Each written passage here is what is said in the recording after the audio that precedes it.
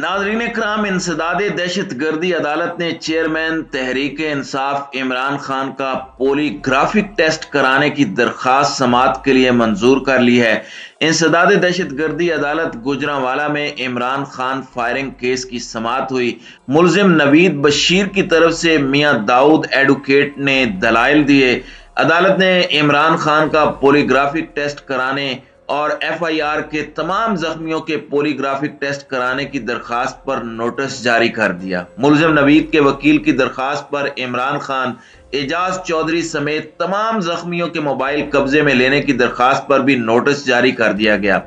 वकील मुलजिम मियां दाऊद ने कहा कि मुकदमे में JIT असल सबूत इकट्ठे नहीं कर रही। इमरान खान समेत दीगर जख्मियों के मोबाइल फोन फौरी कब्जे में लिए जाएं। JIT इस मुकदमे की तफ्तीश में मुलजिम नवीद के साथ इम्तियाजी सलूक कर रही है।